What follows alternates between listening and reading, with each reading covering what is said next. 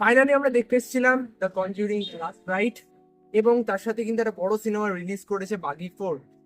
আমার মনে হলো যে সিনেমাটা আমি কেন দেখলাম এবং কিভাবে দেখলাম, এবং এন্ডিংটা আমার একদম পছন্দ।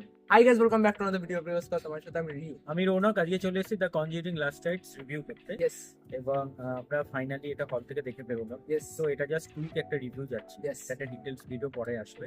বাট এটা কেমন লাগলো, মুভিটা কেমন লাগলো, দেখো কনজিউরিং লাস্ট রাইটস নিয়ে আমাদের এক্সপেকটেশন অনেকটা ছিল। কারণ কনজিউরিং যেটা আমরা ছোটবেলা থেকে দেখে আসছি, 2013 সাল থেকে তাদের জার্নি শুরু হয়েছে, এবং সেই জার্নিতে এটা লাস্ট রাইটস।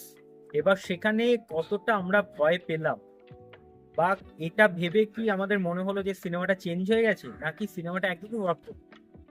তো দেখো, ফার্স্ট হাফ থেকে সেকেন্ড হাফ, যেটা বলার যে ফার্স্ট হাফে তোমার স্টোরি বিল্ড আপ হচ্ছে অলওয়েজ, সেকেন্ড হাফেও স্টোরি বিল্ড আপ হয়ে লাস্ট ক্লাইম্যাক্সে একমাত্র তোমাকে কিছুটা হলেও ভয় পাওয়াতে পারে।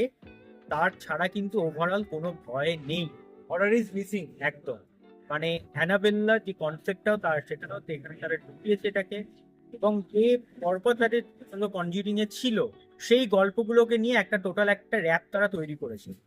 এবং এটা আমার দেখে মনে হলো যে একদমই যেন ঠিক ওয়ার্ক করছে না, যেহেতু হরর মুভি। লোক অডিয়েন্সের রিয়াকশনটা মনে হলো যে হররে যেগুলো হওয়া দরকার সেটা যেন একদমই ওয়ার্ক করছে না, এবং হরর এলিমেন্টটা যেন মনে হলো এই সিনেমাটা থেকে অনেকটাই মিসিং, এবং খুব লেন্দি মনে হচ্ছিল আমাদের স্ক্রিন প্লেটা।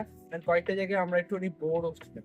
এরকম ভাবেই তৈরি, যেগুলো আমরা এর আগে অ্যানাবেলা সিরিজ দেখেছি, কনজিউরিং দেখেছি, সেইগুলোতে কিন্তু তুমি যেরকম লেভেলের ভয় পেতে ভায়োলেন্সের যে ভয়টা সেটা সেটা ক্রিয়েট হচ্ছে, এখানে হাইপ একদমই হচ্ছে। create করতে পারবে না, এবং সেটা খুব একটা ভালো লাগছে। তো এই ছিল হচ্ছে আজকে দ্য কনজিউরিং লাস্ট রাইটস এর কুইক রিভিউ।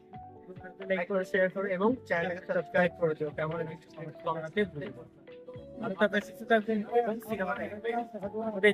Thank you.